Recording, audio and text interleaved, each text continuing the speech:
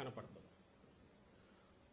అటువైపు ఏం జరిగింది, కూటమి అనేది వాళ్ళు ఫామ్ అయినప్పటి నుంచి చంద్రబాబు నాయుడు గారు కానీ తర్వాత పవన్ కళ్యాణ్ గారితో పెట్టుకున్నాకైనా ఆఖరణ బీజేపీ పంచన చేరి రోజుల తరబడి కూర్చొని వాళ్ళని ఎట్టోట్లో ఒప్పించుకొని వాళ్లకు వాళ్ళు అడిగినన్ని సీట్లు కొంత ఇచ్చి సర్దుబాటు చేసుకున్నా ఒక గ్రాండ్ అలయన్స్ లాగా అయితే బాగా కనపడింది. అంటే అందరూ కలిసి ఏకమయ్యారు. జగన్మోహన్ రెడ్డి ఎవరో ఒక పక్క ఉన్నారు, అందరూ కలిసి ఏకమయ్యారు అన్న దాంతో పాటు వచ్చే సౌండ్ ఏదైతే ఉందో అది మాత్రం చాలా పెద్దగా వచ్చింది. రాష్ట్రం అంతా వాళ్ళు ఇష్టం చెదిగారు, అటు తిరిగారు, ఇటు తిరిగారు, నాయకులు ఎక్కువ మంది.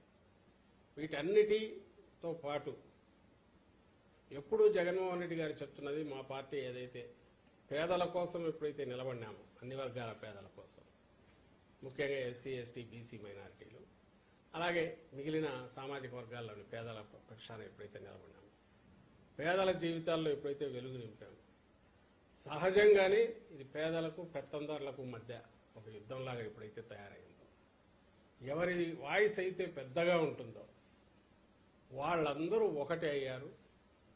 ఈ పార్టీలన్నీ ఒకటి కావడం వల్ల సౌండ్ మాత్రం చాలా పెద్దగా వచ్చింది ఆ వైపు నుంచి.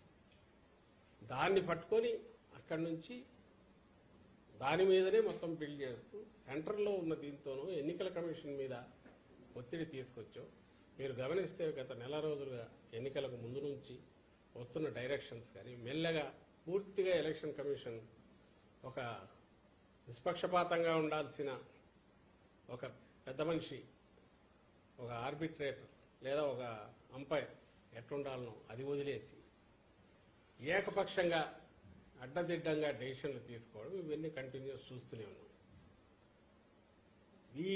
ఈ ప్రాసెస్లో ఫైనల్కి వచ్చేసరికి ఆఖరకు పోస్టల్ బ్యాలెట్ల విషయంలో ఈ మధ్య వచ్చిన డైరెక్షన్ కూడా నిన్న మొన్న కూడా మెన్షన్ చేశాం. అది ఛాలెంజ్ చేశాం కోర్టులో, సుప్రీంకోర్టు కూడా వెళ్తున్నాం.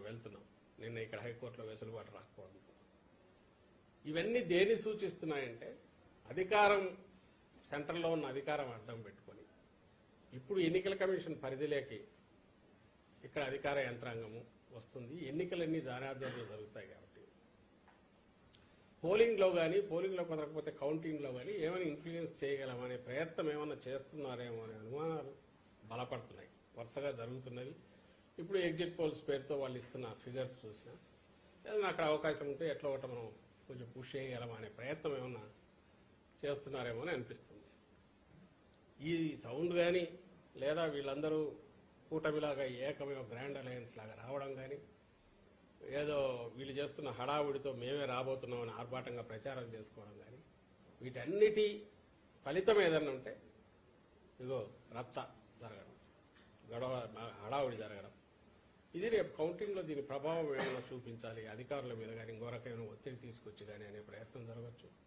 ఈ విషయమే మా పార్టీ వాళ్ళకు కూడా అందరికీ చెప్పాం, సంయమనంతో ఉండండి, ఎక్కడ ఇది కావద్దు, but at the same time గట్టిగా నిలబడండి, అబ్జెక్షన్స్ ఎప్పటికప్పుడు రైజ్ చేయండి, ఫోకస్డ్గా ఉండండి అని చెప్పాం. అండ్ దీంతో పాటు నిన్న వచ్చిన సర్వేలు కానీ వాటిలో చూస్తే మళ్ళీ మేము ఫీల్ అయ్యేదైతే ఈ సర్వేల్లో ఏదైతే రియల్గా ఫీల్డ్లో జరిగిన వాటికంటే కూడా ఇంకా మరింత మెరుగైన, చాలా మెరుగైన రిజల్ట్స్ ఉండబోతున్నాయి. ల్యాండ్ స్లైడ్ ఇది ఉన్నా ఆశ్చర్యపోవాల్సిన అవసరం లేదు. మరి సైలెంట్ ఓటు, వేరే ఊర్ల నుంచి వచ్చిన వాళ్ళు అయినా కూడా హైదరాబాద్ కానీ బెంగళూరు కానీ ఎక్కడికైనా బతుకు తెరువు కోసం పోయిన వాళ్ళైనా ఎవరైతే జగన్మోహన్ రెడ్డి గారి వల్ల కంటిన్యూస్గా బెనిఫిట్ కావడమే కాదు, అదే కంటిన్యూస్గా బెనిఫిట్ కావడము, దానివల్ల వాళ్ళ ఫ్యామిలీస్ అన్ని